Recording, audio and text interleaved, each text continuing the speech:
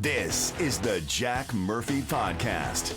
Here's your host, Jack Murphy. So I think the truth is he finally realized that a 56-year-old gay man is not going to get elected president. So he got, I'm talking about Cory Booker. Yeah. He got, 2% of the Democratic vote last time or something like that? Which was more than Kamala got. Yeah, so he's hoping to get 4% maybe this time. Boom. But I saw the picture. Alpha says BS. He doesn't think it's a. Have you seen the picture, John, of Cory Booker? Yeah, and just out of the blue, the guy's 56 years old. I mean, how many people do you know that have been single? How many men do you know that have been single, for 56 years and then suddenly decide they're going to get married? Yeah, well, Warren Beatty. Warren Beatty's the outlier, but The pictures were just too contrived. yeah, I mean, that would be like what's his name, the South Carolina senator that's never been married. Lindsey Graham. Lindsey Graham. If he popped up and said he was getting married tomorrow, I'd say BS. Yeah, absolutely. Well, maybe he just hasn't found the right woman. You remember Liberace was just waiting for that one special woman. Yeah, that's a good point. I didn't think about that. Sometimes love makes you wait. Well, now Anyway. Cory Booker was dating Rosario Dawson, and he downgraded to this woman, I think, judging by the pictures. Yeah. Well, he couldn't understand anything Rosario Dawson was saying, so he was always Who cares? confused. Does she need to talk? She She's doesn't need hard to to say anything. understand. Yeah. So, anyway, welcome to the Jack Murphy Podcast. Great to have you with us today. Like and subscribe. There is a lot going on. We had some platform issues on Monday, and so yesterday was a technical tune-up day here on the podcast. And John, you weren't with us on Monday, but boy, did we have a good time Monday. First of all, there's a street in Los Angeles, John, where people do a lot of cruising. Now, when you say cruising, are we talking like Al Pacino cruising or just kids cruising down the boulevard? Gay cruising. Okay, so Al Pacino cruising. Gay, is that what that is? Well, that was a movie. Remember, he was in Alpha would know more about this. Remember the Al Pacino movie, Cruising? I do, but I don't. Yeah, it was about I that. don't remember it at all. Tell me about it. He was a cop, and he was on the beat, and he had to pretend to go undercover where all the gay people were cruising. Oh, I don't remember the movie. I don't think I ever 1980. saw it. I But had no anyway- business seeing that movie when I was 8 years old, but yes. Anyway, they have in L.A. Apparently the street signs are homophobic, and so they've taken them down. Being oppressed because in California they just decided no U-turn signs are now homophobic. LA City Council members Hugo Soto Martinez and Nithya Raman were on hand today to help remove the signs. They say the no cruising and no U-turn signs were put up in the 1990s to prevent people in the gay community from meeting up with other gay people. You would think in California with all the issues going on, they're running You know, lights as a and my point was, I mean, they got the internet now. Do they really need to take the signs down? Well, what's the need to go cruising? I mean, you could just arrange to have someone meet you on the other side of the street. Yeah, exactly. So, John, as when we were kids, like where I grew up, the little town I grew up in, Cedartown, we had a little route, right? It was a main street ran from one end of town to the other. So we'd start at the Jitney Jr., we'd go through their parking lot, get on the main street, cruise through downtown, south of downtown to You mean when you say cruise, you mean all the gay teenagers like No. you know your friends? No. We were looking for girls. And we would go down to the lumber store, turn around, and then we would cruise. That sounds like a gay club right there, the lumber store. But we would cruise back up I to never the realized Jitney the Jr. gay community was so prominent in Cedartown, Georgia. And that's all we would do. We'd do that big circle. And I mean, some nights you do it for 4 hours trying to pick up a girl. And most of the time we were unsuccessful, but occasionally you were. So The girls were like, I don't want to date all these gay teenage guys. Jack Murphy and his friends keep asking us out. After 3.5 hours, I guess the pickings are kind of slim. Yeah, well, then we would go out and try to buy underage beer at the by Johnson's Lake, and then we'd ride around out in the country. Yeah. But this was a place in L.A. where they did that. In other words, they would go a certain distance down the road, they do a U-turn and come back. So, like, And- L.A. is the Cedartown of California. Yeah, I guess you could say that. But not anymore, because those signs are homophobic and they've come down. Good. No U-turn. What are your pronouns? I don't believe in that pronoun stuff. Anybody that believes in that pronoun stuff, I think their pronouns should be dumb and dumber. Well, our favorite conservative is back today, John, with some words of wisdom for fellow conservatives here in America. Great. Since Trump deployed the National Guard to D.C., robbery is down 46%, carjacking is down 83%, and violent crime down 22%. Yet liberals are outraged. Can someone please tell me, why do they like criminals so much? Tell me, too. I'm curious. I got to know what the problem is to have extra security paid for by the U.S. tax dollar.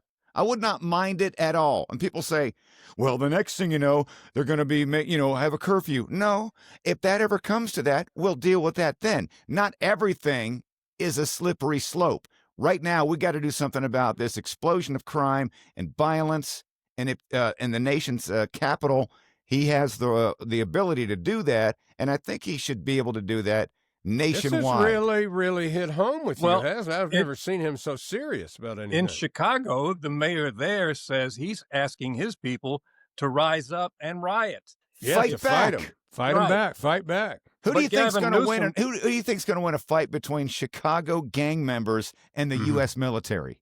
Yeah, they're Right. just asking for a massacre, basically. Gavin Newsom gave the whole thing away because he said he's afraid that Trump will send troops in on election day for the midterms to Yeah. keep the illegals from voting. Okay, Which so that's you going to be incriminated a yourself that's there. going to be a campaign ad when he gets ready to run, because he basically said in that video, which we both saw the other day, that illegals were voting.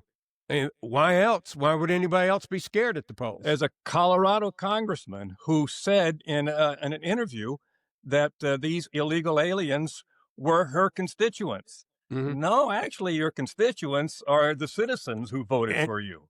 And if she's the one I'm thinking about, she also said half her family was illegal that was in the country. So They're really not conducting themselves in the manner in which I thought they would after their loss last November. I thought they'd have a little regroup, little reboot. Dems They learned- 2.0. they didn't learn They're anything. They're tripling down on everything that lost them the last election. Yeah, they everything really they're are. calling the 80-20s or the 90-10 issues, they seem to be coming in on the lower side. And you're right, John, doubling and tripling down. And it just doesn't make sense. By the way, if you're just joining us on the Jack Murphy podcast, my friend, the actor, Alpha Trivette, and America's part-time newsman, and John Garrett, who joins us once a week from Montgomery, Alabama on the program You forgot today. to say my tagline, What is your tagline? Alabama and Mississippi's most beloved voice tracker. Yeah. And by the way, your porno stash is really coming in strong. Thank you. I've been needing a hobby, so I thought I'd start growing a mustache. Yeah, the He's, porn stash game is strong, man. He likes to you. work from home. He's trying to start a home porn business. It I'm going to be a stay-at-home porn star. hasn't happened yet, but he's working on it. Get my So, own Alpha, OnlyFans tell page. us about this nasal spray that stops COVID. Well, they did a study in Germany, and it's going to be in the JMA, the Journal of American Medical Medicine. Association, whatever. That there's a nasal spray, Mhm. as I think azelastine, that pharmaceutical companies spent billions of dollars to try to keep off the market, and in the double-blind placebo studies conducted by the scientists in Germany, it performed as well as Moderna, Pfizer, Johnson Really? & Johnson, Now, all of the vaccines. What was this spray originally developed to do? It was an It's antihistamine. been around for decades. was- It's just an antihistamine. Antihistamine Okay. for So it's like kind of like an Afrin or something like yeah, that. for nasal congestion, for for flus and for everything else. And it worked as well in preventing and lessening the severity of COVID. Do we know any of the side effects yet?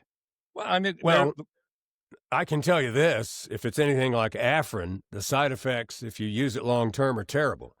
When I was a teenager, I used to hang out with this guy that was a little bit older than me. Was he gay too? Did you guys do gay cruising around Cedartown? No.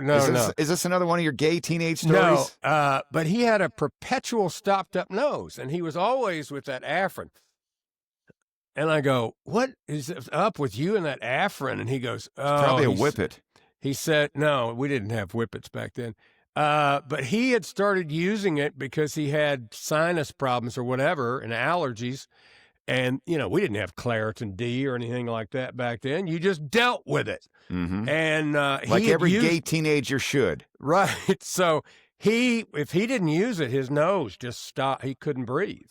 And he had to breathe through his mouth. And so that's the side effect is it makes breathing more difficult if you get addicted to it. And but people do. If you take it as a COVID vaccine, you're only going to take it 1 or 2 times. So there's no really, yeah. Well, I mean, wouldn't you have to take it? Are they saying that before I go to the grocery store, I took a couple of pops of it, and you'd have to use it with some degree of regularity. As a prophylactic, I would guess. But they did the same thing for ivermectin and hydroxychloroquine. You spray it in your prophylactic? Yes. Now we're back to talking about all this gay stuff. Stick a rubber up your nose. I don't know how we got off on that. Today's podcast has taken a very terrible bad turn. Let's move on to something else. Does anyone know how to pronounce this road? Well, if you want to talk something weird, how about the news about Stephen Hawking? You sent me that story last night, and I've heard this before. I didn't know he'd been going to Epstein Island, but the late Stephen Hawking, who had, he had the really weird kind of Parkinson's. Yeah. The kind that lasts 60 years. Weird kind of ALS. That's what it was. He had a strange kind that doesn't kill you quickly. When you're Stephen Hawking, do you try to pick up girls and you type in, "Hey, hot stuff, come over here and sit on my face"? Wait till you hear the story. But wait, what I had heard was that he was a real freak, and that they would bring women in for him, and he would type in what he wanted them to do to each other, and he would watch. Now, lick her belly. He couldn't even do that. He was all with his mind. He was choke her. Do that. Yeah, he had to look at the screen to type out each letter. Oh, Pick yeah, that, baby. Shove it in. Kiss her again. He was going to Epstein Island. What was he doing at Epstein Island? What did he was apparently a regular visitor to Epstein Island, and his requests were very strange. He liked to have, I'm quoting the testimony here now, he liked to have, quote, naked midgets solving complex math problems on a chalkboard that was too high for them to reach. Oh, that's so hot. He enjoyed the fact that they couldn't do the math problems that were easy for him, but too difficult. That's how he humiliated them. That's how he humiliated them. Instead of saying, "You're my sex slave," is like, "Oh, you got that wrong." And they were reaching what is the square root of? We know a little bit about Epstein, that he was probably a spy for somebody. We still don't really know who, because I've heard some conflicting information in the past few days. But why would he fly somebody like Stephen Hawking over and over and over to Epstein Island? What's in it for him? To satisfy him with that kind of weirdness. No, I mean, for Epstein, he normally, I think, did this with people to That was a get them under his thumb, or to get some information. What's he getting from Stephen Hawking? All right, well, Stephen Hawking was very well connected to a lot of universities, a lot of funding, a lot of grants and charities. He had a big profile. He was a well-known thinker, so he had a lot of people's attention. He was a very powerful man. Maybe you're right. I mean, his grip could have used a little work, but he was a very powerful presence. I don't get it. But he was a freak from what I've read. I've read that a few times, that he was kind of a freak. Frustrated. I'm sure he was frustrated. And the press conference they had yesterday with the alleged victims, I have mixed feelings about that, because they say they have a client list and they're going to release it. Well, it would have been a good idea to just name a few names yesterday during that conference.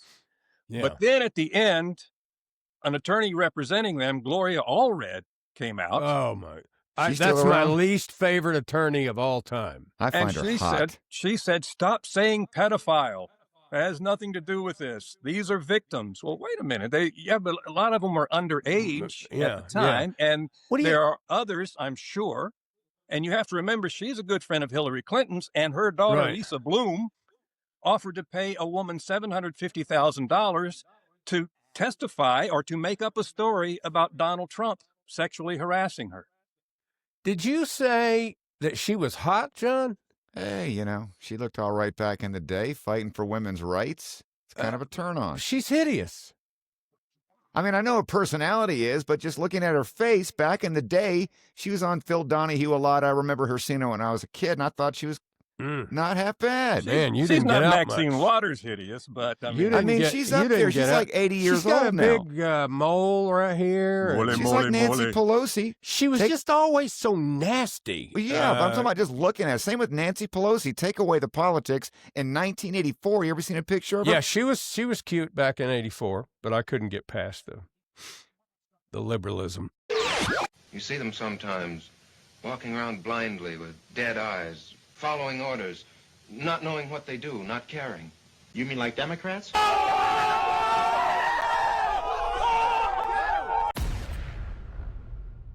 Oh, by the way, fall is almost here. Yeah. I have seeded and aerated my yard, by the way. The harbingers have arrived. And put down some weed and feed. If it would just rain, which it's supposed to, be fine. But the leaves are going to be changing. And, John, I know you look forward to it every year, heading out to the local Alabama corn maze, right? You're a big one on the corn mazes, right? I'm going to start that this year. I'm going to be big on it starting this year. Well, I've got good news for you. This is the strangest story. There is a company in America. There's a whole industry that people don't know about. I have a friend that opened a place years ago up near Greensboro called Kersey Valley Spooky Woods. And it's a Halloween amusement. And I mean, thousands and thousands and thousands of people come to this thing every year. And like a haunted hayride?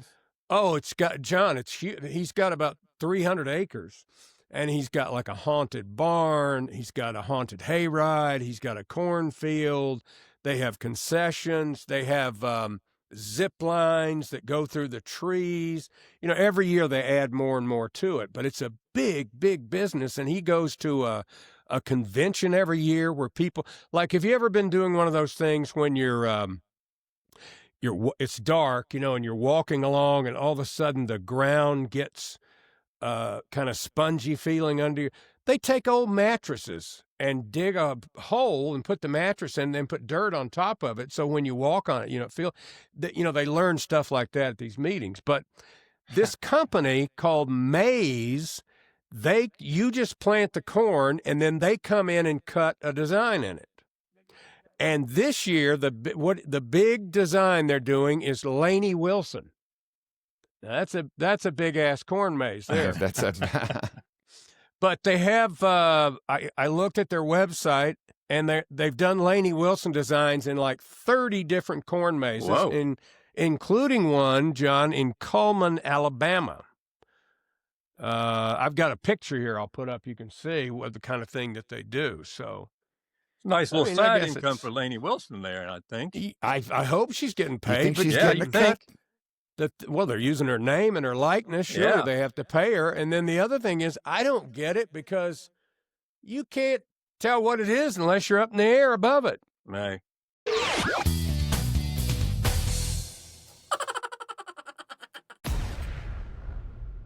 So everybody's been talking for the past couple of weeks about the Powerball. Everybody gets mania and all all your local TV stations, they all have a, let's send Susie down to the 7-Eleven where people are buying tickets. And when you guys think about the lottery and we all fantasize about winning, do you fantasize more about the stuff you would buy for yourself, or do you fantasize more about, I would surprise my sister with a brand new house? Both.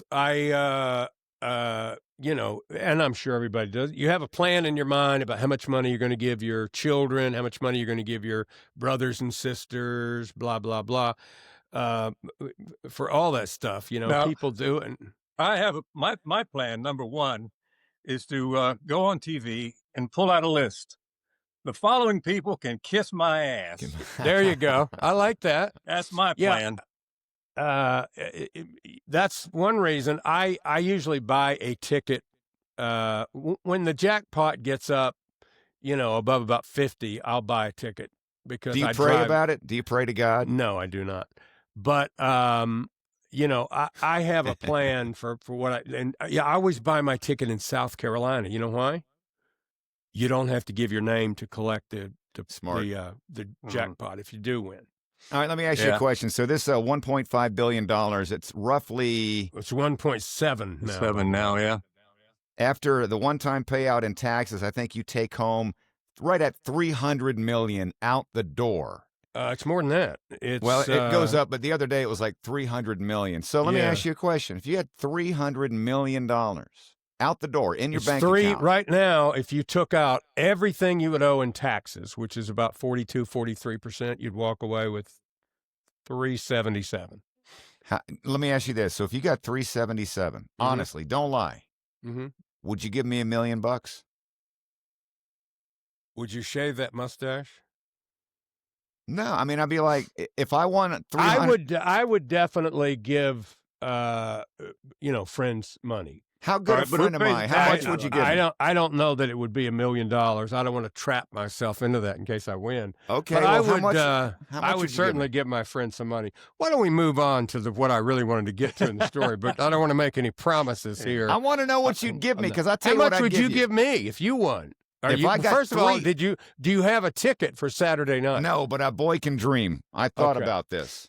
All right. If I got $377 out the door, I'd give you $500. I'd give you $500. Okay. I'll give you $100. Wait, $500 or $500 million? $500,000. $500,000. Okay, very good. Okay. I have a big family to take care of. Yeah, they're not my problem. Your family's very small. And once you win the lottery, you'll be surprised at how big your family grows. Hey, let me tell you. Were you with us? Were you with us the other day, Alpha, when John was telling us that after his father left his mother, he didn't know it, but his dad only lived like 3 miles down the road, and he never saw it. I thought he lived in... He thought he lived in Europe. Florida or something. Man. Yeah. That's funny, isn't it? Just the way you told the story, it was funny. Yeah, you made it funny. It's not. It's a very sad. He's got PTSD. But you made it. He's going to porn stash now because of it. But you made it funny. But listen to this. The only reason I brought up the lottery is because of this. Remember the Publishers Clearinghouse? Oh, yeah. Lord. Sure. Well, back in the day, in radio days, we used to do this bit every year because they would. Back then, everybody knew what the Publishers Clearinghouse was, back when Ed McMahon did it, right? And I don't know who did it after him, but when they got ready to give the prize away, there was like a certain week that the prize van showed up, remember? And they would film it, and they'd get the people live when they came to their door and all that stuff. Well, we had some signs made that said, those magnetic signs that said Publishers Clearinghouse, and put them on the white, covered up the logo of our white station. And we got some balloons and everything. And we had a guy in a suit, and he'd go up and knock on the doors, and people would call in the station. We'd say on the air, we'd go, by the way, we've heard a rumor that the Publishers Clearinghouse van has been seen in Kernersville. And people would call and go, I saw it this morning. It's in our neighborhood, and people would start following it around, and we would never go to the door and bang on anybody's door, but people would follow it around. But anyway, Publishers Clearinghouse changed the game from, it used to be a gigantic cash one-time prize, right? Then they changed it from the huge jackpot to you got $5,000 a week for life. Sure, I love that. I'll take that. I did too. I thought, now that, I mean, that would be awesome. I mean, beautiful. That's what, $220,000 a year or something? You live your life. You always got a steady stream of income. It's not too rich where people are going to be stalking you and trying to murder you and kidnap you. Exactly. So there was a guy in Oregon who won the $5,000 a week for life back in 2012, and he's set forever, right? Wow. I love it. Publishers Clearinghouse went bankrupt. Oh. So the contest is over? And the people that bought the assets aren't paying the winners anymore. Man. They stopped paying them. So this poor schmuck, he said, I thought I was set for life. Well, wait a minute. He said I don't have any job skills. I haven't been in the workplace in 12 years, and I can't get a job, and I'm in big monetary trouble. He made $3.3 million in the last 12 years. If he didn't save anything or put anything aside, I got no sympathy for him. Is that how much it is? Yeah, I'm just kind of going off your, you said about 12, 13 years at $5,000 a week for 52 weeks. That's enough you got to money. figure, half of that's taxes. He's made, still basically $1.5 million. And what's his problem? Spread that out over 12 years. That's, if you think you're going to make it your whole life, you probably spend some money. Yeah, well, that's your own problem. I kind of feel sorry for the guy. I don't feel sorry for him. Well, he feels sorry for you because your dad lived right down the street. But I know. Came over. Oh, is that 3 funny? miles there. Make sport of me. Porn stash now. I really feel sorry for the guy. You smoking. think you're going to have this. So that's why, if you ever do win the lottery, don't take the annuity. Because, they offer the annuity. You know what that is? So instead of taking the lump sum, you can take the annuity and you get the whole amount. So it's $1.7 billion, right? Mm-hmm. If you take the annuity, they'll divide that up over 25 years. I think is it 25 years? Yeah. They divide it up over 25 years. Well, if you're, all the investment people I've seen interviewed about this say, no, don't do that. You'd be better off taking the lump sum and investing it or whatever. The other thing is, what if there's a big scandal in the lottery, which there have been some, and people quit buying tickets and, the thing collapses. I lived about 25 years ago when I first moved back to Montgomery. I was renting a nice house in the country, and the neighbor had a nice house, but it wasn't like a big opulent mansion. Right. Anyway, we got to talking one day. He told me he had won the lottery in 1971. He'd won like $2 million in the Florida lottery, and he was an older guy at that point, 55 or 60, and he said he just managed to, he bought a house in Wetumpka, and he just lived a comfortable life, and he was like, this is great. I'll never have to work. He wasn't filthy rich. He was smart with it. The opposite of that is, you ever see that show, that reality show called Lottery Changed My Life? You see those poor, there are people on there that got $20 million. Dumbasses buying helicopters and bowling alleys and stuff. That they got $20 million and they went bankrupt. Like the most famous one is that guy from Ashland, Kentucky. Remember him? Mm-hmm. He borrowed money from a friend to pay his water bill so he could get his water turned back on.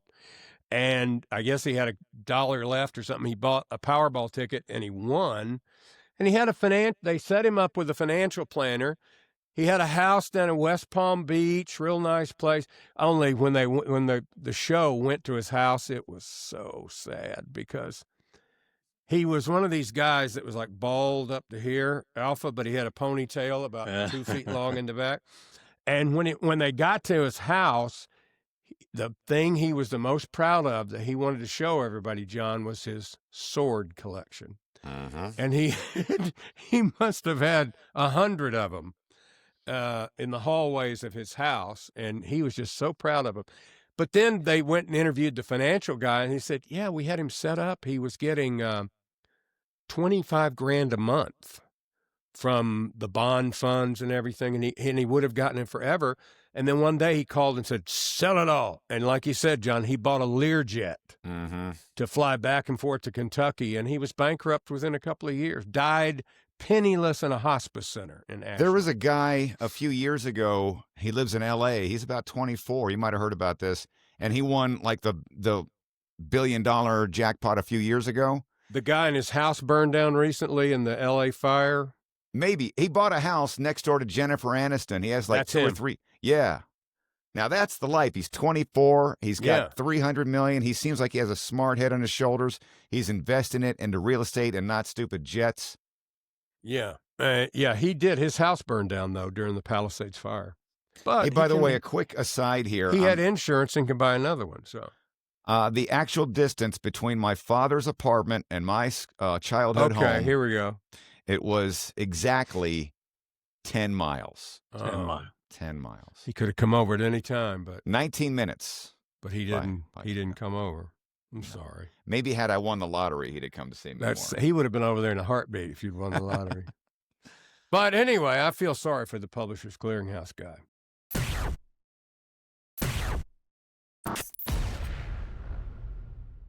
Oh, one other money item. I didn't realize this until I was reading some story this morning. What is Trump's Treasury guy's name? He's real smart.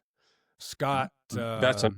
You know who I'm talking Scott about. Bessent. He was talking about the no tax on tips things today, and podcasters are included. So if you ever make any money off this. Yeah, if we ever make any tips off podcasting, we don't have to pay any tax on I it. am against this no tax on tips. I mean, I'm a Trump supporter, but I can call out something that I think is it's so many things that can go wrong with this. For instance, I'd like to call all my radio stations and say, no more salary, just send me a tip every month. Well, it's only on the first, 25,000 or something? Okay. And there are different professions where that they allow this. Right. Why do restaurant workers get a deal, and why are we supposed to feel sorry for them because they chose restaurant workers don't make minimum wage. Right. Restaurant workers make like $3 an hour. Get another job. Is this another thing we're going to have to pay for as taxpayers because they already don't pay all their taxes? We all know this about waitresses and waiters. Unless it's on the credit card, it don't exist, and we all know this. So bitter. Well, yeah, but if you set up a tip jar right now and tips started pouring in, you'd be all for it. Yeah, you really would. Right. It doesn't benefit me. That's why I'm against it, Alpha. Exactly. Okay. Whatever it is, I'm against it.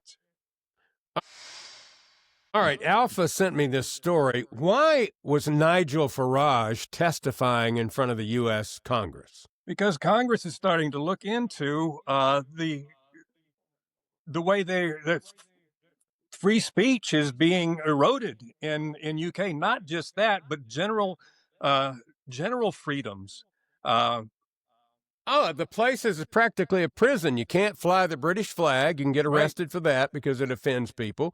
If you make a social media post that offends people, you can be arrested, like that comedian that was at the airport about to leave on a trip, and 7 cops grab him and take him to jail. And by the way, he's not even British. He's from Irish. Ireland. Yeah. That's even and worse. He showed up in court with a sandwich board that said men should not be in girls' bathrooms, and there is no such thing as a trans child. Good for him. And when they first passed that law, if you remember, about internet meanness or whatever you want to call it, one of the heads of the police department in the UK said, and we'll extradite people from foreign countries if we have to enforce this law. For mean when tweets. they came to arrest him, he said, we're arresting you for some mean tweets, basically. And he said, well, what were they? And the cop said, well, I can't tell you that. Okay, then you shouldn't be arresting sounds like me YouTube if you terms of can't service. tell me what it is. That's unbelievable. They're eroding it. But what bothered me about it was that it was the congressman that was Jamie interviewing Raskin. him about it. Yeah, Jamie he's probably Raskin. one of the more liberal people in the Congress. I mean, Yeah, they want to do that here. They want to have something like that here, and they basically had it during the Obama administration and the Biden administration. Mm-hmm. And they deplatformed people during Trump. They kicked them off Facebook, YouTube, Twitter. They kicked him off everywhere for saying the wrong political things. They had it here for a minute. It wasn't law, but they had the tech companies under their thumb and were doing it. Well, and Raskin was attacking Farage for him being so concerned, about free speech here in America, and literally attacked him. And Farage's comeback was, well, you see, that's the beauty of free speech. You're allowed to say that, even though I object to it. You're allowed to say that without punishment. And, there was nothing poor Raskin could say to that. No. So let me ask you guys this. Do you think something needs to be done about policing internet activity? Because if anybody wants, public records are online now. You can find out where somebody lives. You can dox them. You can give out their phone number. You can SWAT them. Well, you could do all that before. It just took more legwork to do it. If they're public records, you could go find them. Now you can use the internet to search for them. So, I don't know. You can't yell fire in a crowded movie theater. Well, actually, you can, but you can get arrested for it, for creating a public hazard or whatever. What if there's a real fire in a theater? I've always thought then that. it's okay. You're going to be okay. You're walking a thin line. You're going to be okay. This is a time where community needs to jump in and make sure we elect the Democratic House so that we have a backstop to this authoritarian push. Authoritarian push. By the way, I saw this story and I really empathize with him, and I don't know that I could have ever gone back on stage. There was an interview done last week with Jason Aldean, the country artist from Georgia, and I read about it, and he says that he has pretty bad PTSD from the Route 91 Country Festival, where the guy was up in the hotel with the rifles and all the ammo, shooting all the fans out there in Vegas. And he said him and his band and some of the crew do a therapy on a regular basis. I just don't know that I could ever go back out there. I think these stars.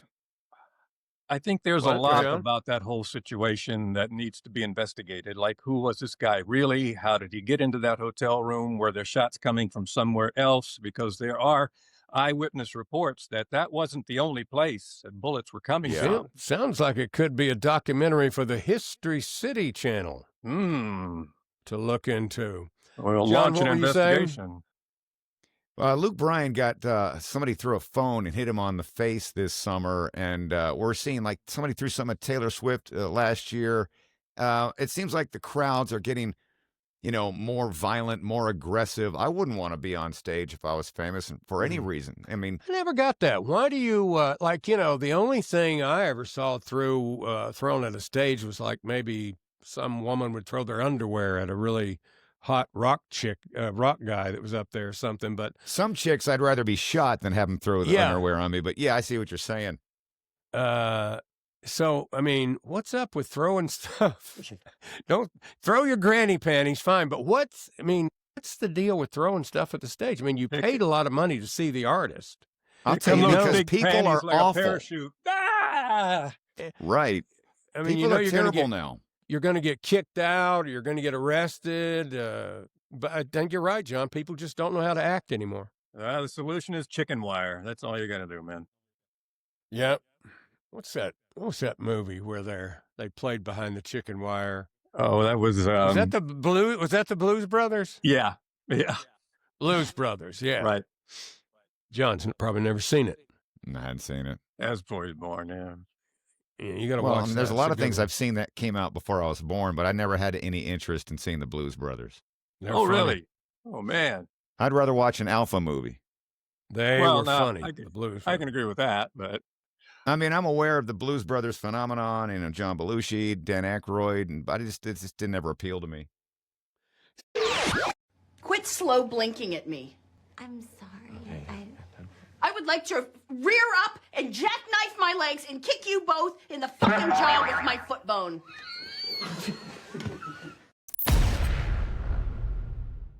So, Alpha, I'm not familiar with this young lady, the story you sent to me about this Biden-appointed U.S. attorney that was found dead.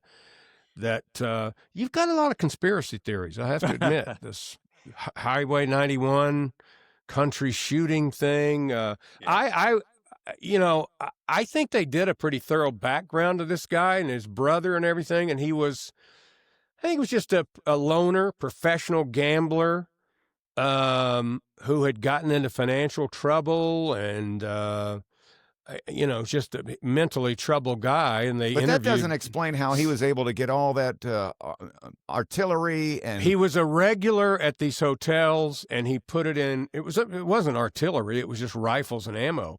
And he took it up in suitcases. He just kept bringing suitcases up, and I just don't think he could have done that alone.